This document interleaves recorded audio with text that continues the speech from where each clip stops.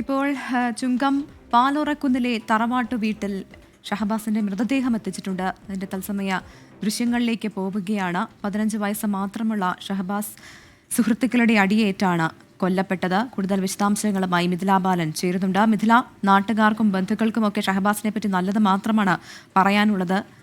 മനസ്സിലാക്കുന്നതനുസരിച്ചാണെങ്കിൽ ഷഹബാസിനെ വീട്ടിൽ നിന്ന് കൂട്ടുകാർ വിളിച്ചുകൊണ്ട് പോവുകയായിരുന്നു.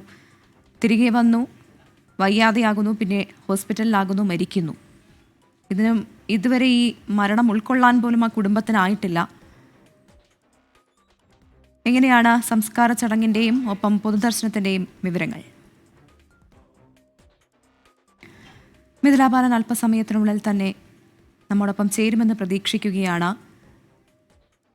സുഹൃത്തുക്കളുടെ അടിയേറ്റ് കൊല്ലപ്പെട്ട ഷഹബാസ്, സുഹൃത്തെന്ന് പറയാൻ പറ്റില്ല അല്ലേ, സഹപാഠികളുടെ അടിയേറ്റ് കൊല്ലപ്പെട്ട ഷഹബാസിന്റെ മൃതദേഹം ഇപ്പോൾ ചുങ്കം പാലോറക്കുന്നിലെ തറവാട്ട് വീട്ടിൽ എത്തിച്ചിരിക്കുകയാണ്. ബന്ധുക്കളും സുഹൃത്തുക്കളും ഉൾപ്പെടെയുള്ളവർ ഇവിടെ ഷഹബാസിന് അഞ്ജലി അർപ്പിക്കാനായി എത്തിയിട്ടുണ്ട്.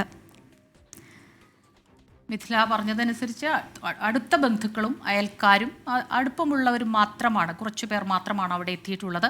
പക്ഷേ അവിടെ നിൽക്കുന്നവരുടെയൊക്കെ കണ്ണിൽ നിന്നിങ്ങനെ ധാരധാരയായി അണമുറിയാതെ ഒഴുകിക്കൊണ്ടിരിക്കുകയാണ്. വൈകാരികമായ നിമിഷങ്ങളാണ്. പറഞ്ഞതനുസരിച്ചാണെങ്കിൽ എല്ലാവരോടും ചിരിച്ചും കളിച്ചും സന്തോഷമായിട്ടും കഴിഞ്ഞിരുന്ന ഷഹബാസ് 15 വയസ്സ് മാത്രം പ്രായമുള്ള ഒരു കുട്ടിയാണ്. മിഥില ബാലനാണ് അവിടെ നിന്നുള്ള വിവരങ്ങളുമായി നമുക്കൊപ്പം ചേരുന്നത്. മിഥില നേരത്തെ പറഞ്ഞതുപോലെ തന്നെ വളരെ വൈകാരികമായ രംഗങ്ങളാണ് അവിടെ നിന്ന് നമുക്ക് കാണാൻ കഴിയുന്നത്.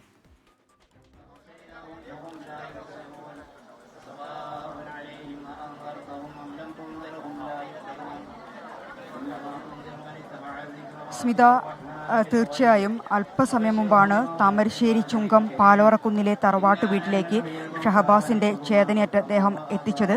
ഇപ്പോൾ വീട്ടിൽ സ്ത്രീകൾക്ക് കാണാൻ വേണ്ടി, സ്ത്രീകൾക്ക് അവസാനമായി ഒരു നോക്ക് കാണാൻ, കാരണം ഉമ്മ ഉൾപ്പെടെയുള്ള ആളുകൾ വീട്ടിനുള്ളിലുണ്ട്. അവർക്ക് ഷഹബാസിനെ ഒരു നോക്ക് കാണുവാനായി മൃതദേഹം ഇപ്പോൾ വീട്ടിനുള്ളിലേക്ക് എടുത്തിരിക്കുകയാണ്.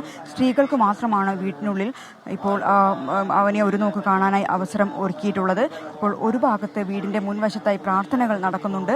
മറ്റുള്ള ആളുകൾ പുറത്ത് ഉണ്ട്. അവർക്ക് കുറച്ച് സമയം, ഇപ്പോൾ ഈ വീട്ടിലുള്ള ആളുകൾക്ക് മുഴുവൻ അവനെ ഒരു നോക്ക്, അവസാനമായി ഒരു നോക്ക് കാണാനുള്ള ഒരു സജ്ജീകരണം ഇവിടെ ഒരുക്കിയിട്ടുണ്ട്. അതിനുശേഷമായിരിക്കും മയ്യത്ത് നിസ്കാരത്തിനായി ചുങ്കം ടൗൺ ജുമാ മസ്ജിദിലേക്ക് കൊണ്ടുപോകും. അവിടുത്തെ പ്രാർത്ഥനകൾക്ക് ശേഷം കൂടുതൽ കെടവൂർ മദ്രസയിൽ പൊതുദർശനമുണ്ട്. അവിടെയാണ് നാട്ടുകാർക്കും പൊതുജനങ്ങൾക്കും അവസാനമായി അവനെ ഒരു നോക്ക് കാണാനായുള്ള അവസരം ഒരുക്കിയിട്ടുള്ളത്. ഇവിടുത്തെ പൊതുദർശനത്തിന് ശേഷമായിരിക്കും ഖബറടക്കം നടക്കുക. തൊട്ടടുത്ത് തന്നെയുള്ള കെടവൂർ ജുമാ മസ്ജിദ് ഖബർസ്ഥാനിലായിരിക്കും ഖബറടക്കം നടക്കുക.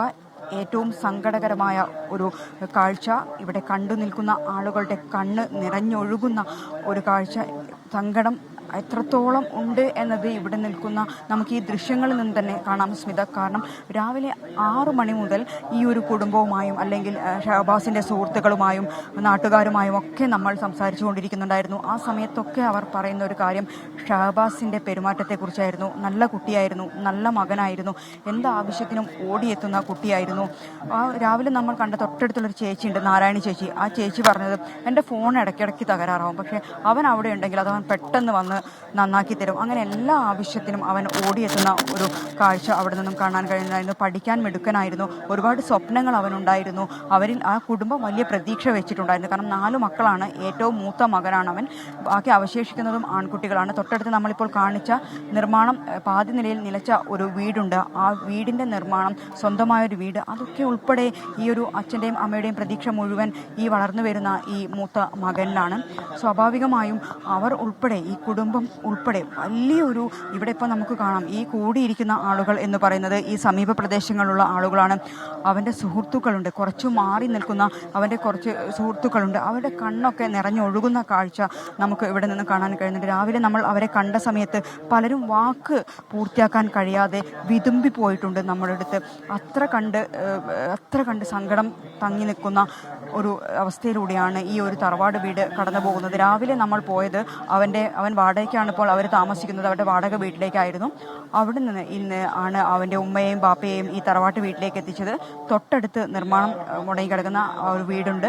അവൻ്റെ വലിയൊരു സ്വപ്നം, ഞാൻ നേരത്തെ സൂചിപ്പിച്ചതുപോലെ തന്നെ അവൻ്റെ വലിയൊരു സ്വപ്നം, ഏതൊരാളെയും സംബന്ധിച്ചിടത്തോളം, പ്രത്യേകിച്ച് വളർന്നു വരുന്ന ഒരു ആൺകുട്ടിയെ സംബന്ധിച്ചിടത്തോളം സ്വന്തമായ ഒരു വീട്, അത് പെൺകുട്ടികളെക്കാൾ കൂടുതൽ ഒരു പക്ഷേ ആൺകുട്ടികൾക്കായിരിക്കും സ്വന്തമായ വീട്. അവർ അധ്വാനിച്ച് ആ വീടിൻ്റെ പണി പൂർത്തിയാക്കുക, പഠിച്ച് വലിയൊരാളോ, അത്തരം ഒരു ഇതുണ്ടാവും മനസ്സിലുണ്ടാവുക.